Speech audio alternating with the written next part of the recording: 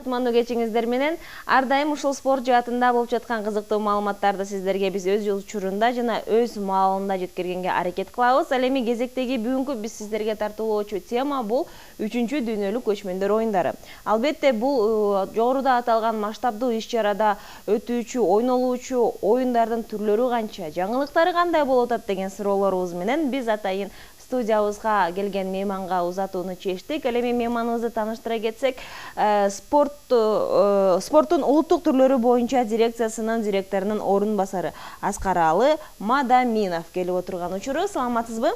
Саламатсызбы. Эң негизгиси убактыңыздарды таап биздин студиябызга келгениңизге ыраазычылык билдиребиз. Мынакей алдыда иш-чара келип жатат. Даярдыктар кандай болуп атат? Буюрса даярдыктарыбыз жакшы. Бизде бул мамлекеттик иш-чара болгондуктан тапшырмалар, бардык пландар бекитилип, ошо пландар жана өзүбүздүн график менен иш алып барып атабыз. Кудай буйрса бардыгы өз убагында болот жана кечигүү же болбосо үзгүлтүк бир нерсе болот деген риск жок. Баягы чоң жоопкерчилик менен катуу кырдаалдын үстүнө даярданып жаткан кезиңиздер экен да. Айта кетсеңиз, негизи эле салыштырмалуу былтыркы 2016-жылы өткөн 2-чү дүйнөлүк көчмөндөр оюндарындагы оюндардын спорттун түрлөрү менен быйылкы өткөрүлүүчү спорт түрлөрүнүн ортосунда айырмачылыктары баягы санында барбы?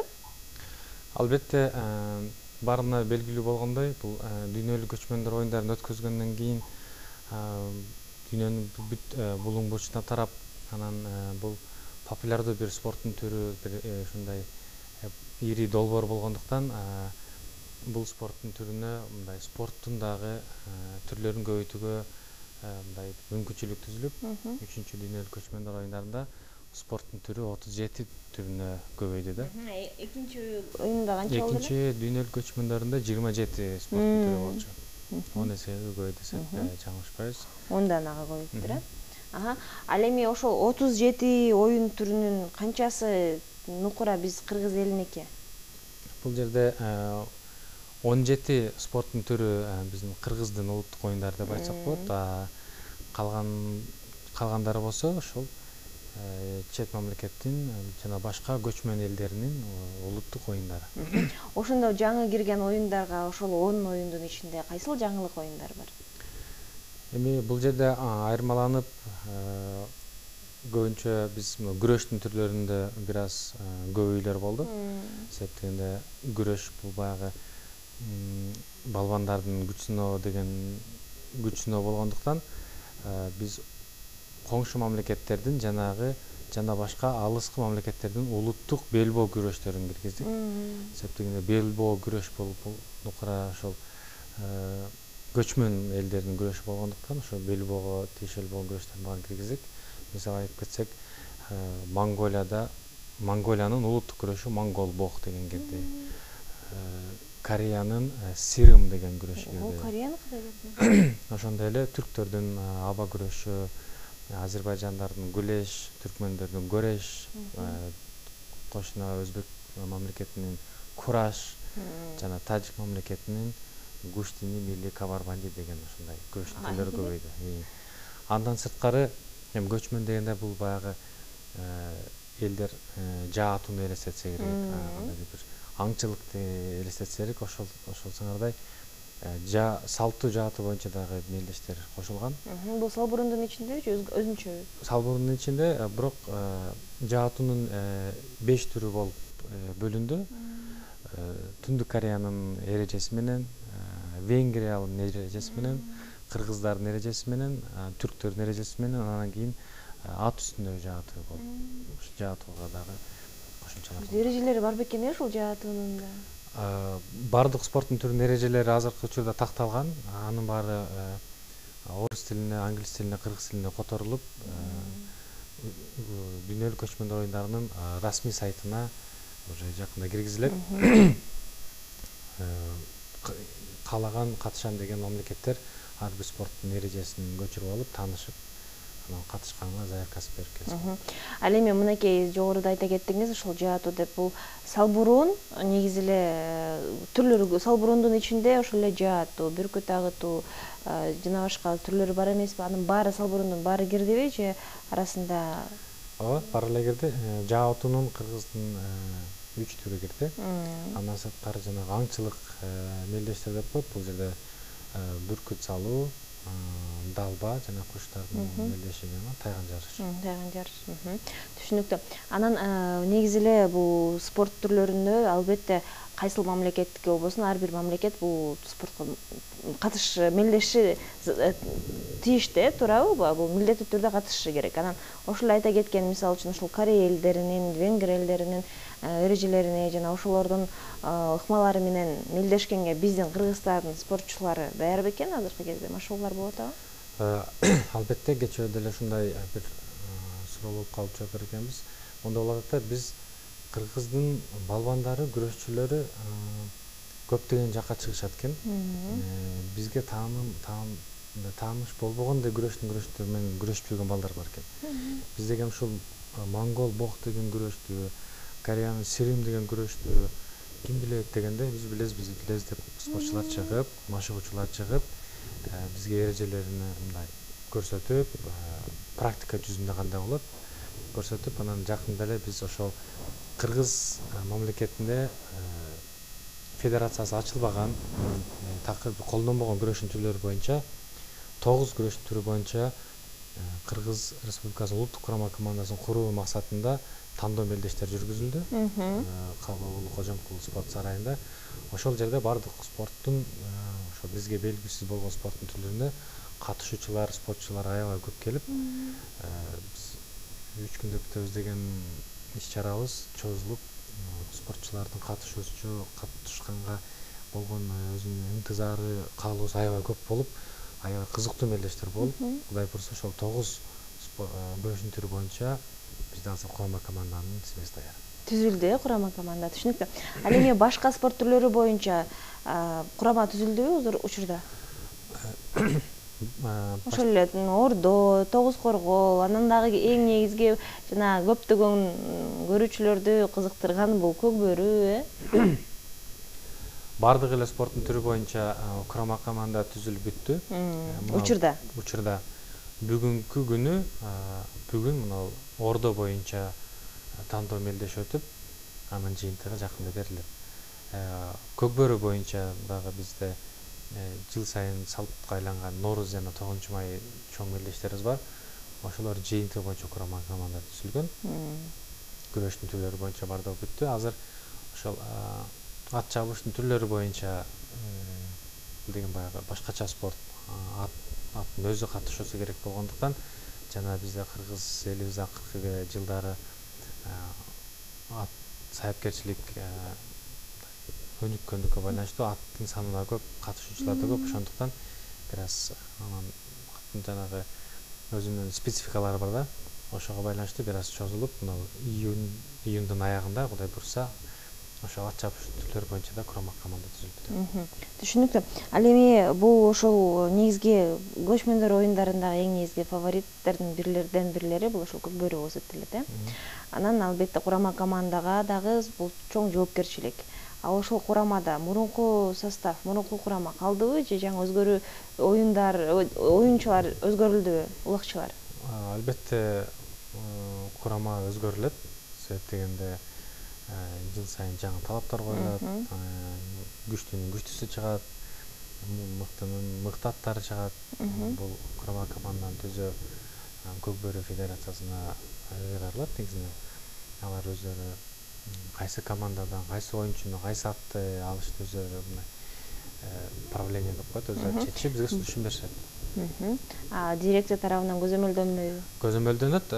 Биз деген эми көзөмөл иретинде да болот. Эгер бизден бир кандай сунуш болсо, жоксо наазычылык болсо, биз сөзсүз билдиребиз. Анан баарыбызга маалым болгондой, дал ушул көчмөндөр оюндарына даярдык башталгандан баштап эле айтылып келе жатат. Быйыл бир өзгөчө мелдеш өтөт деп. Бул көчмөндөр күрөшү деп. Ооба. Ошол жөнүндө айтып жатсаңыз. Бул боюнча кенен токтолуп кетсек болот. Кыргыз Республикасынын кыргыз эли тарабынан бул көчмөндөр оюндарына мындай жаңы бир спорттун түрү кирип атат. Бул эч кимге таанымал эмес. Улуу көчмөндөрдүн күрөшү деген бир күрөштүн түрү кирип атат. Буну деген биздин мыкты күрөшчүлөр, мыкты агайлар, тарыхчылар, калыстар бирип алып, эрежесин иштеп чыгышып, кандай формада, кандай аянтта күрөшөт, бүт баарын жазып чыгышты. Жакынкы арада бул күрөштү презентациясы да болот деп күтүлүүдө. Бул күрөштө кимдер күрөшө алат? Анан жеңүүчүгө эмне каралат? Бул күрөшкө бизде азыр күрөштүн түрлөрүнүн 13 түрү болсо, ар бир түрүнөн оор салмактагы жеңүүчүлөр гана катыша алат. Жеңил салмактагылар катыша албайт.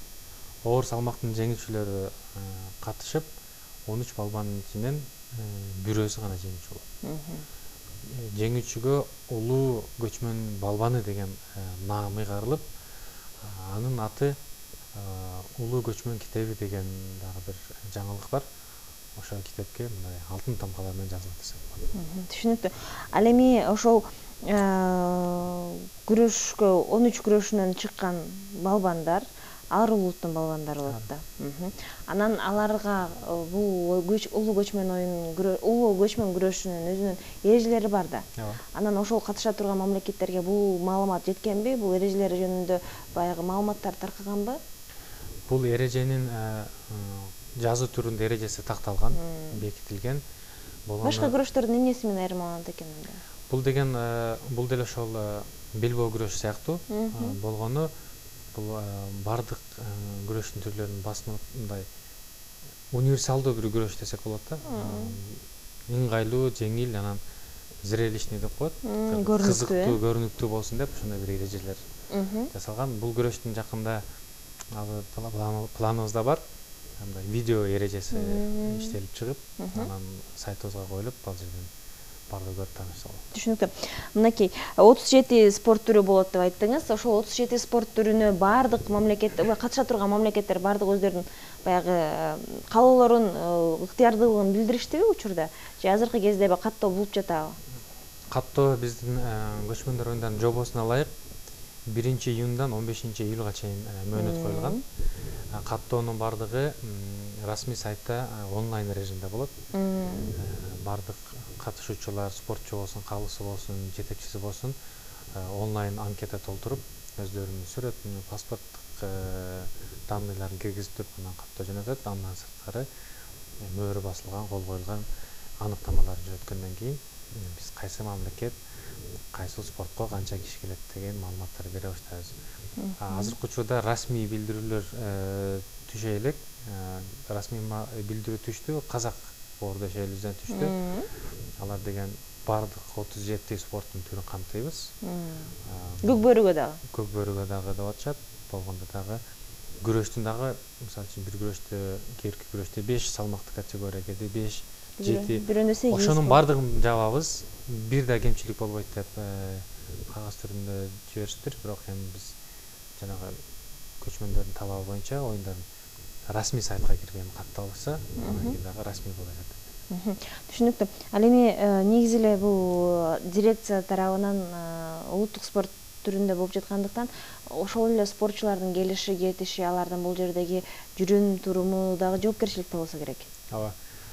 Биз бардык спорттук делегаттарды биздин Манас эл аралык аэропортко келсин, транспорттук чек араларга келсин, ошол Кыргыз Республикасына киргенден баштап кайра чыгып кеткенге чейин бардык көзөмөлдү, бардык чыгымдарды биз өз мойнубузга алып, аны ошол чек арадан тосуп алып, жатаканасына жеткизип, анан жайгаштырып, мелдештерге катыштырып, кайра узатып алып бүт биздин мойнубузда. Тамак ашынан бери коопсуздугу, кыскасы бүт баары биз камсыздап азыр иш алып барып атабыз. Түшүнүктүү. Негизи эле бул оюндардын түрлөрүнүн көпчүлүктөрү бул ошол эле ат майданында жана ден соолукту чыңдоо комплексинде өтөт эмеспи? Ал эми кырчында дагы өтөт да, кайсыл түрлөр өтөт кырчында? Жана ошол кырчында өтө турган түрлөргө көрүүчүлөргө жана спортчуларга кандайдыр бир транспорт жок транспорт жааты жана көрүүчүлөргө отура турган, көрө турган кандайдыр бир шарттар каралабы? Албетте, спорттук мелдештерди өткөрүүгө биз 4 объекти белгилегенбиз. Бул эң башкысы ошол Чолпон Ата шаарындагы биздин ат майдан. Ал жерде ат оюндардын түрү бардыгы болот. Экинчиси бул ошол спорттук ден соолукту чыңдоо курулмасы. Ал жерде күрөштүн түрлөрү болот. Ал эми жанагы жаатуу жана аңчылык мелдештердин бардыгы Кырчын жайлоосунда болот. Кырчын жайлоосуна токтоло кетсек, бул жерде атайын биздин аянтчабыз бар. Экинчи дүйнөлүк көчмөндөрдө ошол аянтчада болгон. Бул мындай искусственный жасалма түрдөгү тоо? Жок, атайын мындай тоонун дөңчөсү бар да. Бул жакы спорт талаасы болсо, мына дөңчөсү болсо, мындай как трибуна катары колдонобуз да. Ошондой спорт болуп аткан жаатуу бул кооптуу да. Жаатууга биз мындай атайын ошол бийиктиктен карап, мындай жабыркап калбасын, тип кетпесин дегендиктен атайын өзүнүн спорт аянтчабыз бар. Ошол жакта өтөт, жаатуунун таяган жарыш, бүркүт, ошол бүркүт салыштын бардыгы Кырчын жайлоосунда. 4-чү объект кайсы жер? 4-чү объект азыр биз белгилеп атабыз. Бир мейманкананын территориясында болот го деп эсептегенде спорттун түрү көбөйүп, анын бардыгы биздин Газпром спорт курулмасына барып калышы. Негизи буга чейин бул экинчи дүйнөлүк көчмөндөр оюндарын алсак, ошол эле ордо менен тогуз коргоол, эки негизи эле башка спорттордон айырмаланып, ордо башка жерде өтүп, тогуз коргоол андан дагы алыс аралыкта өтүп, кандайдыр бир ошол эле журналисттерге ыңгайсыз абалды туунаткан, ошол эле көрүүчүлөргө ыңгайсыз абалды жараткан. Ошол мында баягы ошол эле ордо менен тогуз коргоол башка жерде өтсө да бир объект өтүшү мүмкүнбү? Албетте биз аны эске алдык. Себептегенде былтыр ошондой нараазычылыктар, кемчиликтер десек болот. Быйыл биз аны баарын эске алып, ошол ордо Кыргыздын эң улуу оюн болгондуктан, ордо менен тогуз коргоол интеллектуалдык оюндарды биз бир объектке кылдык. Анын бардыгы ал жерде атайын мындай курулмалар бар экен, ошого ылайыкташкан. Анын ордонун дагы жаңы бир заманбап бир аянтчасын жасасак деген ниетибиз бар. Ошонун бардыгын бир объектке батырып, бир жерде элге дагы көргөнгө ыңгайлуу болуш керек. Анан ошол эле журналисттерге да келип тартып жумуштарын аткарганга ыңгайлуу болушун шарттар түзгөнгө аракет жасап атабыз. Түшүнүктүү. Ал эми ар бир спорттун баягы жыйынтыгы чынында эле баягы ийгиликтүү жана туура чыгышы үчүн ага өтө чоң жоопкерчиликти калыстар ойнойт эмеспи? Калыстар маселесине токтолсоңуз. Калыстар маселесине токтолсок, биз жакында эле ар бир спорттун түрү боюнча калыстар тобун бекиттик. Башкы калысында шайлап, ал жерде секретариат деп коет, секретариат бүт бар ар бир спорттун түрү боюнча белгиленет. Бул жерде ар бир калыстын калыстык даражалары болушун талап кылып атабыз. Жана чет элдик оюн түрлөрү боюнча ошо ар бир өлкө колдон келишинче өзүнүн калыстарын ала келсин, тизмесин берсин деп талап коюп атабыз. Баары эле берди, калыстар тобу бекилди. Калыстар тобу дагы мындай өзгөчө бир мамиле кылып, булардын өзүнчө транспорту болот. Анан спортчулар менен аралашпай өзүнчө бир жатаканада жатышат. Бул эми баягы эл аралык деңгээлде чоң мелдештерде өзү практикада тартип ошондой болот да. Бизде ошол эл аралык практика, эл аралык тартипке ошол иштеп жүрөлү деп аракет кылабыз. Эми божомол боюнча айта кетсеңиз, ошол 37 спорт түрү боюнча канча мамлекет келип катышат деген баягы алдын ала койгон пландар бар? Мамлекеттердин келиши бизге тапшырма коюлган, план коюлган, тапшырма эмес. Экинчи дүйнөлүк көчмөндөр оюндарында планыбыз 40 болуп, келген мамлекет 62 болгон. Бунусуна биз планды 80 мамлекет деп коюп атабыз. Азыркы учурда дүйнөнүн 104 мамлекетинде биздин тышкы иштер министрлиги аркылуу атайын расмий чакыруулар жөнөтүлгөн. Ал расмий чакыруулар ар бир өлкөнүн өкмөтүнө жөнөтүлдү. Андан сырткары биз экинчи ирет болуп дагы жөнөттүк. Ошол эле тышкы иштер министрлиги аркылуу бул ар бир өлкөнүн спорт министрликтерине да жөнөттүк. так болуш үчүн. Андан сырткары үчүнчү дүйнөлүк көчмөндөрдүн алкагында бизде 2 дүйнөлүк чемпионат өтөт. Дүйнөлүк чемпионатка дагы бул ошол катышуучу мамлекеттердин тартуу маселесин, анан кийин бул жылдын календарын түзүп атканда ошол так бир келип калгандыктан ошонун алкагында деп алыш белбөө күрөшү боюнча белгиленген. Дүйнө чемпионаты. Дүйнө чемпионаты жана тогуз коргол боюнча дүйнө чемпионаты болот. Ошол 2 чемпионатка дагы мындай катышуучу мамлекеттердин саны көбөйт деп күтүүдөбүз. Былтыр эле ошол алыш 2 дүйнөлүк көчмөндөрүндө алыш белбөө күрөшүнө 42 мамлекет келип катышкан. Түшүнүктүү. Ал эми дагы деле болсо божомол менен негизи эле спорт жаатында сөзсүз түрдө алдын ала өзүнө бир максат коюп, ошол максатка жеткенге аракет кылышат эмеспи спортчуларыбыз, Андыктан быйылкы эсеп боюнча кандай жыйынтык кандай болот деп ойлойсуздар? Мисалы үчүн былтыркы 2016-жылы өткөн 2 дүйнөлүк көчмөндөр оюндарында Кыргызстан 1-орунга чыккан. Жалпы эсеп боюнча. Эми бул жерде спорт деп коет. Спортто күчтүүсү жеңет.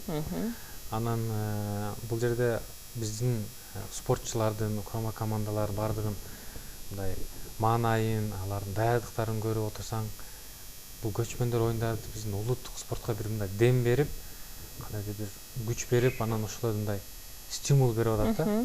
Алар биз намысту коргош керек, анан Кыргызстан желегин көтөрүш керек деген, анан спортчунун бир мындай эң сыймыктана турган бир моменти жанагы пьедесталда чыгып, анан өзүнүн желеги көтөрүлүп, өзүнүн гимни ойнолуп атканда ошону туу тутушат экен да. Ошону эңсеп, ошону көрүп, сезип калган спортчулар бардыгы биз буюрса быйыл алтын алабыз, биздин даярдыгыбыз жакшы, настроебуз жакшы деп. Дагы да болсо биринчиликке чыгабыз деп жатышат. Биринчиликке чыгабыз деп сөз берип атышат. Бирок белгилеп кетиш керек, жана сиз калыстар боюнча кайрылбадыңызбы? Биздин калыс Кыргызстанда ар бир мелдеште калыстык так жана туура жүргүзүлүп келет да. Анан бул жерде кээ биркилер айтышы мүмкүн, баягы өзүнүн мамлекетине өткөрүп аткандан кийин тартып койду. Өзүнө тартып коет да деген сөз болушу мүмкүн да, бирок андайдан мен алысыраак болушубуз керек. Себеп дегенде биздин калыстар бар, чет элдик калыстар бар, анан бүт баары мындай камералар менен тартылып турат. Эгер тартып койгон болсо бирөө протест бермек дегендей да. Биздин калыстар айкөлдүгүбүз, кыргыз эли өзүнүн айкөлдүгүн көрсөтүп коет да. Ошого карабастан биздин балбандар аны уят кылбай медалдык санда биринчиге чыгып беришет. Түшүнүктүү. Абдан жакшы, биз дагы дал ошондой көрүнүшкө үмүттөнөбүз.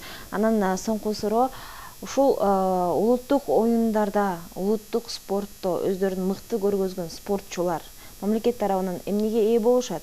Мисалы үчүн Азия чемпионатында, Олимпиада чемпионатында спортчуларга жыйынтыгында абдан жакшы көз каралып, көңүл бурулуп, бир жакшы бир байгелер, көңүл буруулар болот эмеспи? Ал эми ушул эле көчмөндөр оюндарында өздөрүн мыкты көргөзүп алган ата мекендик спортчуларыбызга мамлекет тарабынан, айта кетсек, ушул дирекция тарабынан кандай көрүнүштөр алган? Мамлекет тарабынан 2 дүйнөлүк көчмөндөрүнө ар бир спорттун түрүнө, ар бир салмакка эч кимди унутпастан ири суммада байге фонду коюлган. Жеңүүчүлөр, татыктуу спортчулар бардыгына бирдей байге берилет. Анан жеңүүчүлөрдү бул эми азыр айтууга бир аз эртерээк деп ойлойм. Бул эми жогору жактан жетекчилер эмне белек кылышат, темөөрчүлөр бар, жана ар бир спорттун күйөрмандары бар. Алар өздөрүнүн оюн жакын арада билдирет деп. Ал эми баягы стипендия же болбосо даражасы көтөрүлүшү мүмкүнбү? Анын бардыгы бизде мамагенттик алдындагы иш-чаралардын арасына кирет. Мамагенттикте атайын ошо стипендиянын жанагы поощрительный приздердин өзүнүн нормасы бар.